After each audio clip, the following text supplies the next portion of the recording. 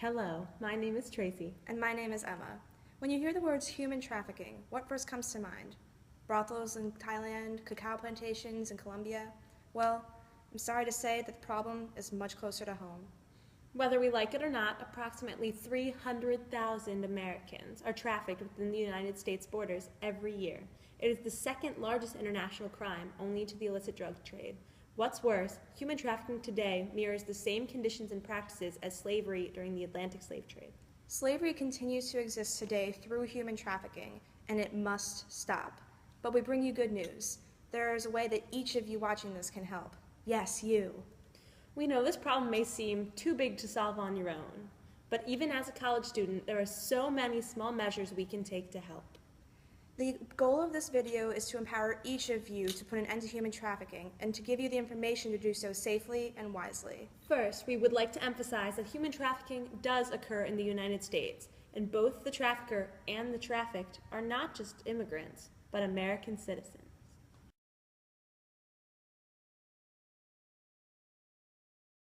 Human trafficking is existing through either sex trafficking or forced labor, and it's involving our kids.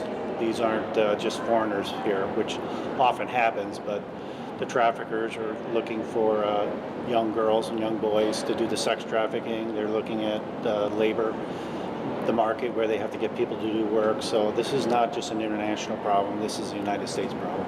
And it's American citizens. American citizens.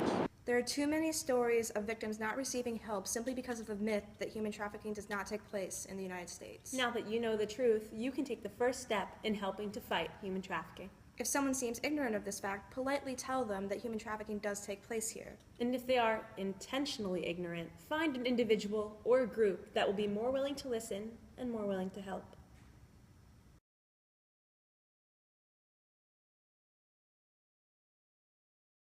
It is the duty of police officers and FBI agents across the nation to protect every citizen of the United States. However, many law enforcement agencies do not have the resources, training, or legal teeth needed in order to combat human trafficking. The FBI with the 56 field offices look at the crime problems in each of the areas. So they look at the crime problems of Northern Virginia and DC. And if there's not a lot of complaint calls and not a lot of people making formal complaints, the higher-ups don't see it as a crime problem. According to the anti-sexual trafficking organization Shared Hope, only 14 states across the U.S. have the sufficient legislation needed in order to combat human trafficking. This whole problem needs to be dealt with on a national level. However, it all starts locally.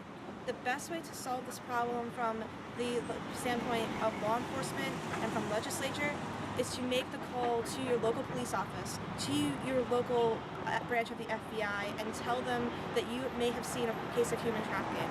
If you see a case of human trafficking in your area, take a step back, analyze the situation, and if you determine that it is a case of human trafficking, make that call. Let them know that you feel it's important.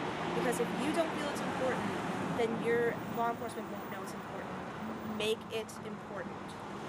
So I think the community is going to have to request law enforcement to address it, because we keep hearing that there's 10 or 20,000 victims, but we only have about 125 prosecutions a year.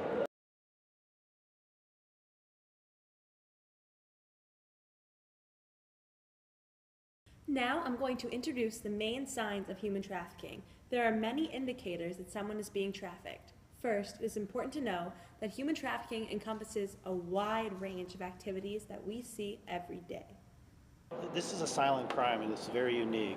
In all my law enforcement experience, this is a crime that I find law enforcement doesn't really want to address because they don't really see it. But when you see the trinket person on the subway, or the children selling candy on the streets of DC or a major city, you have to step back and look around to see if there's an adult in the background controlling these people. Go out and be your own little detective. If you're driving by a truck stop at midnight or 2 o'clock in the morning, spend 10 or 15 minutes and just kind of watch, see what's happening. If you see some car pulling up and some 12 or 13-year-old girls are getting coming out going into trucks, that's going to be some form of sex trafficking. And you need to call it.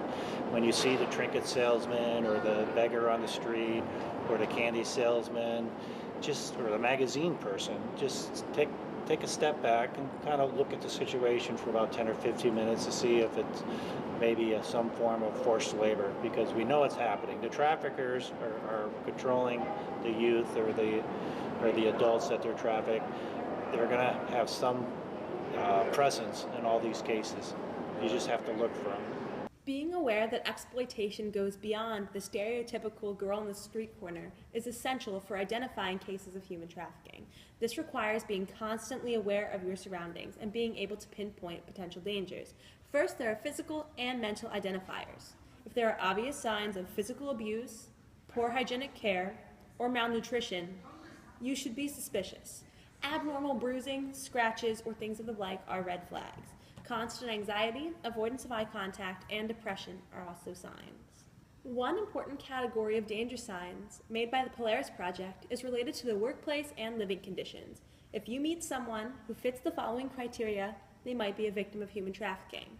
For example, if someone has many restrictions at work, like lack of breaks, if they are paid below minimum wage or nothing at all, if they have a huge debt they cannot pay off, if they are under 18 years old and in the prostitution circle, if they have a boss who they refer to as pimp or daddy, if their money or identification is controlled by someone else, if they are constantly controlled with their whereabouts, where they can and cannot go, or if they do not have a clear sense of time or their location.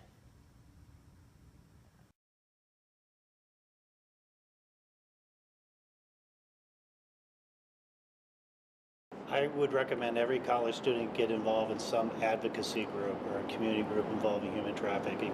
In DC, we have DC Stop Modern Slavery. We have various groups that the Salvation Army puts on, or Catholic Charities. Get involved in one of those groups so you can learn what the trafficking problem is in your own area. The next thing, if some of your states don't have trafficking laws, good trafficking laws, get involved with the legislature and try to change that. Just training our medical profession, our law enforcement, maybe the hotel industry and the transportation industry, we can really get it out there on what trafficking is and how to report it.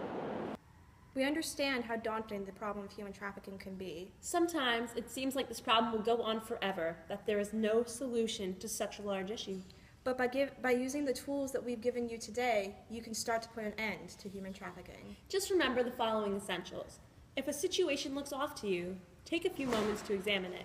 If it looks like it could be a case of human trafficking, please do not hesitate to call your local law enforcement officer or the National Human Trafficking Hotline. Promote awareness on your campus. Try showing a film, inviting guest speakers, or just sharing what you know about this topic. Be sure to also promote awareness among people that you know in the healthcare, law enforcement, or legislation fields.